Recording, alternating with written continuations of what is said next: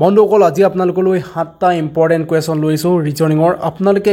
এই 7টা ভিতৰত কেইটা কাৰেক্ট কৰিব পাৰিলে আপোনালোকে কমেন্ট কৰি জনাব আৰু আপোনালোকে যদি মোৰ চেনেলটো যদি নতুন কৈছে তেনেহলে চেনেলটো সাবস্ক্ৰাইব কৰি ল'ব তেনে বলক আজি ভিডিওটো আৰম্ভ কৰো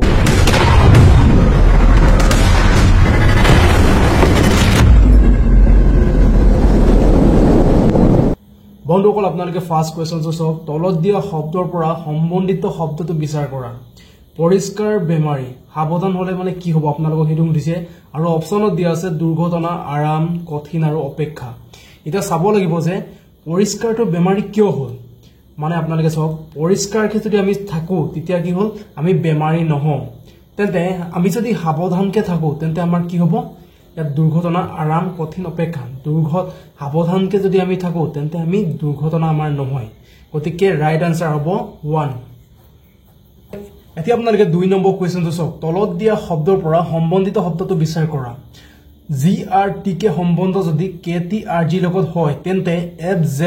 এফ জে বি এছ সম্বন্ধ কিহৰ লগত হ'ব চাৰিটা অপচন দিয়া আছে গতিকে অপচনটো শুদ্ধ মানে সম্বন্ধিত শব্দটো মানে বিচাৰিব লাগে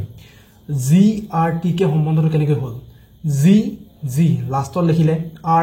আৰ টি টি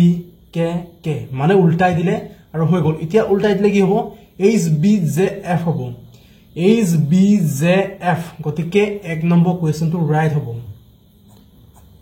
এতিয়া আপোনালোকে 3 নম্বৰ কোৱেশ্যনটো চাওক তলত দিয়া শব্দৰ পৰা সম্বন্ধিত শব্দটো বিচাৰ কৰা মানে আপোনালোকৰ এনেকুৱা কোৱেশ্যন আহিব গতিকে আপোনালোকক মই বেসিকৰ পৰা আপোনালোকক মই বুজাই গৈছো পিছত মানে হাৰ্ড কোৱেশ্যন দিম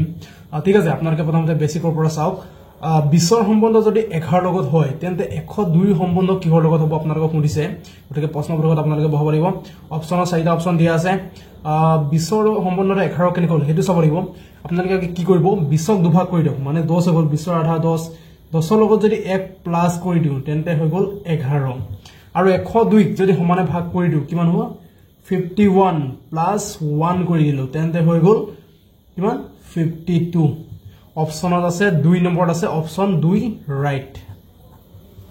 বন্ধুসকল 4 নম্বৰ কোৱেশ্যনটো আপোনালোকে চাওক তলত দিয়া শব্দৰ পৰা বিপৰীত শব্দটো বিচাৰ কৰা মানে বিপৰীত মানে অমিল এটা আছে হেতু মানে বিচাৰ কৰিব কৈছে আৰু এতিয়া আপোনালোকে অপচন কিটা চাওক WVU NML HGF আৰু DBA আপোনালোকে কি কৰিব ABCD খন আপোনালোকে যেতিয়া পৰীক্ষা হলত লিখি লব মানে আপোনালোকে টেবুলতে হক বা আপোনালোকক মানে হেই কৰিবলৈ দিব মেথছ কৰিবলৈ পাব আপোনালোকে তাত লিখি লব এনেকে লিখি ললে আপোনালোকে মানে ধুনিয়াকে উলিয়াব পাৰিব এটা সম্বন্ধটো চাওক WVU ইয়াত WVU to WVU মানে উল্টি আছে তাছে NML তো হৈ গল আপোনালোকৰ NML উল্টাকে আছে লিখা আছে তাছে HGF ঠিক আছে এই তিনটা ঠিক আছে দেই DBA গৰ্বৰ ইয়াতে আছে 4 নম্বৰটো অমিল হয় গতিকে ৰাইট আনসাৰ হ'ব 4 নম্বৰটো এতিয়া আপোনালোকে 5 নম্বৰ কোৱেশ্যনটো চাওক 5 নম্বৰ কোৱেশ্যনত দিয়া আছে তলত দিয়া শব্দৰ পৰা অমিলটো বিচাৰ কৰা মানে তিনটা মিল আছে আৰু এটা অমিল আছে গতিকে আপোনালোকে অমিলটো বিচাৰ কৰিব লাগে আপোনালোকে প্লাস মাইনাস হৰণ পূৰণ যি পাৰে আপোনালোকে কৰি মেলি চাওক প্ৰথমতে আপোনালোকে ট্ৰাই কৰক আপোনালোকে নিজে কৰিবলৈ চাওক তাছে আপোনালোকে মই এতিয়া আনসাৰটো কেনেকৈ উলিয়াব আপোনালোকক মই ডাইৰেক্ট কৈ দিছো এইকেইটা প্লাস কৰি দিয়ক মানে এই তিনটা প্লাস কৰি পিনে আপোনালোকৰ কি হ'বগে 9 হ'ব আৰু আপোনালোকে এইকিটা প্লাস কৰিলে কি হ'ব আপোনালোকৰ 8 হ'ব আনসাৰ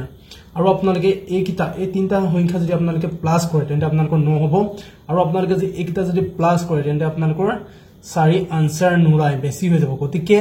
ৰাইট আনসাৰটো হ'ব 4 নম্বৰটো এতিয়া আপোনালোকে 6 নম্বৰ কোৱেশ্যনটো চাওক 6 নম্বৰ কোৱেশ্যনত দিয়া আছে তলত দিয়া আকৃতি সমূহৰ পৰা প্ৰশ্নবোধক স্থানত কি হ'ব কোৱা মানে আপোনালোকে 5 3 5 7 আপোনালোকে কি কৰি পিনে তো 27 পালে আৰু 6 3 5 9 কি কৰি পিনে 32 পালে আৰু 8 4 3 7 কি কৰি পিনে ইয়াত থকা অপচনটো আহিব আপোনালোকে মানে হেতু চাব লাগিব এতিয়া কৰিব লাগিব